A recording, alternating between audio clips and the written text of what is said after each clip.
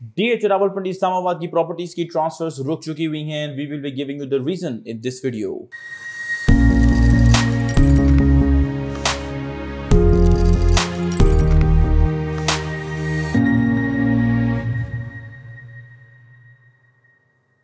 Welcome to another production of property Gupshup. अगर recently आपकी property की डील जो है वो हो चुकी हुई है, आपने बयाना एग्रीमेंट साइन कर लिया हुआ है, आपने बयाना ले भी लिया हुआ है, आपने दे भी दिया हुआ है, whether you are a buyer और a seller and you are gearing up for the transfer of your property, then I have a bad news for you कि इस वक्त DH रावलपिंडी इस्लामाबाद की जितनी भी प्रॉपर्टीज़ हैं उनकी ट्रांसफर्स रुक चुकी हुई हैं। ठीक है, अगर आप लोगों को याद हो तो हमने एक वीडियो बनाई थी ईद के फ़ौरन बाद, जिसमें हमने आपको ये बताया कि सेनेट की जो फाइनेंस कमेटी है, उसकी स्टैंडिंग कमेटी है ऑन फाइनेंस, उसकी एक मीटिंग में FBR इनलैंड रेवेन्यू ऑफिसर ने ये कहा कि हम 1 जुलाई से ऑनवर्ड्स FBR वैल्यूएशन रेट्स जो हैं वो इंक्रीज़ कर देंगे। ठीक है, मैं आपको ये क्लैरिटी यहाँ पे प्रोवाइड करूँ कि FBR वैल्यूएशन रेट्स वो प्रॉपर्टी के सरकारी रेट्स होते हैं जिनके मुताबिक आप एज अ बायर और सेलर विद होल्डिंग टैक्स जो है वो अदा करते हैं। बायर 236K और सेलर 236C का जो टैक्स जो है वो अदा करता है। ठीक है, 1 जुलाई जो है वो गुजर चुकी हुई है और अभी तक नए टेबल्स जो हैं वो FBR की वेबसाइट पे अपलोड नहीं हुए हुए। अगर अभी भी आप चेक करें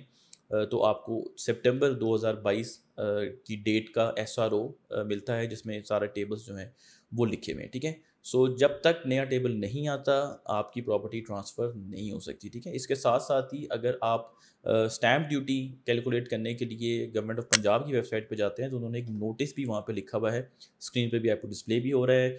updating of valuation rates financial year 24-25 are in progress with the coordination of the concerned district from 1st July.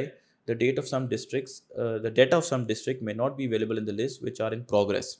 The valuation data for the concerned district will be available for challan generation as soon as it is updated. In case of further inquiries, आगे उन्होंने अपनी email जो है वो दी हुई है। ठीक है, सो अभी तक आप कह लें कि नेगोशिएशंस का या डिलिबरेशंस का प्रोसेस जो है वो चल रहा है और हमारे पास नई वैल्यूज़ DC और FBR नहीं आई हुई। ठीक है, वैसे तो ओरिजिनली FBR का था, लेकिन अब सिंस वेबसाइट पे बड़े क्लियर कट लिखा हुआ है कि DC रेट्स की भी रिवीजन होनी है, तो अभी तक ये सब नहीं हुआ हुआ। ठीक है, वी आर एंटिसिपेटिंग कि प्रॉब्ली ओवर द वीकेंड और अर्ली नेक्स्ट वीक ये जो नए टेबल्स हैं वो स्टैम्प ड्यूटी कैलकुलेशन के लिए भी और FBR के जो विदहोल्डिंग टैक्स की जो आप प्रॉपर्टी खरीदो फरोख्त के वक्त पे करते हैं वो भी जो है हमें FBR और गवर्नमेंट ऑफ पंजाब की डिफरेंट वेबसाइट्स के ऊपर अवेलेबल हो जाएंगे। ठीक है, पास्ट में हमने ये प्रैक्टिसेस देखी हैं कि लोग एफिडेविट्स जो है वो यूज़ करके अपनी प्रॉपर्टीज़ के अगर कुछ अर्जेंट मैटर है जिसकी वजह से फॉर एग्जांपल कोई बाहर से आए हुए हैं, दे डोंट हैव टाइम, तो उन्होंने करना ही करना है, उनकी कुछ इस तरह की डेट्स हैं,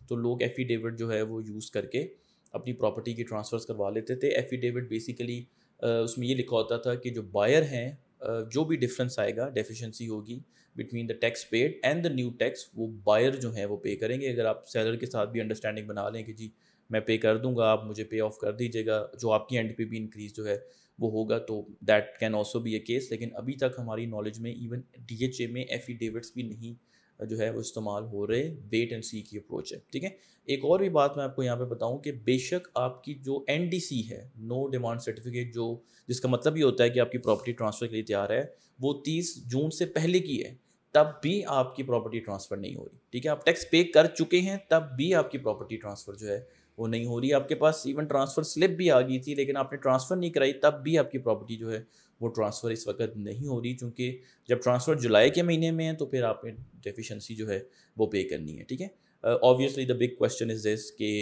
कितने रेट्स बढ़ेंगे, नोबडी नोज़ दैट। लेकिन जो आर्टिकल मैंने पढ़ा था जिसमें सर्टन इनलैंड रेवेन्यू ऑफिसर जो है उनको कोट किया जा रहा था, उसमें उन्होंने कहा कि इस वक्त पाकिस्तान की एवरेज 75% है ऑफ द मार्केट वैल्यू, ये जो FBR के रेट हैं, तो हम इसको 90% पे लेके जाएंगे, यानी कि ऑन एवरेज 15% का जो है वो इजाफा होगा। तो अगर ये फ्लैट 15% भी कर देते हैं, अगर हम उन्हीं की स्टेटमेंट के मुताबिक चलें कि तमाम डिस्ट्रिक्ट के फ्लैट 15% इंक्रीज़ कर देते हैं, तब तो इतना आप कह लें कि कंसर्निंग इंक्रीज़ नहीं आएगा आपके विदहोल्डिंग टैक्स में। ठीक है, लेकिन ऑब्वियसली जब एक्चुअल फिगर सामने आएंगे, एक्चुअल टेबल सामने आएंगे, तभी हमें पता चलेगा क्लैरिटी से कि कितना टैक्स जो है वो आपने पे करना होगा, कितनी डेफिशिएंसी पे करनी पड़ेगी। तो जो आपने टैक्स पे कर दिया हुआ है, अगर आप पिछले फाइनेंशियल ईयर के क्लोज पे आप पे कर चुके हुए थे, वो चलान वही रहेगा, वो CPR वहीं रहेगी, जो डिफरेंस है वो अब आपने पे करना होगा, एक नया चालान जो है वो जनरेट करेंगे, ठीक है। So on that note do consider subscribing our channel property Gupshup, will keep updating you regarding these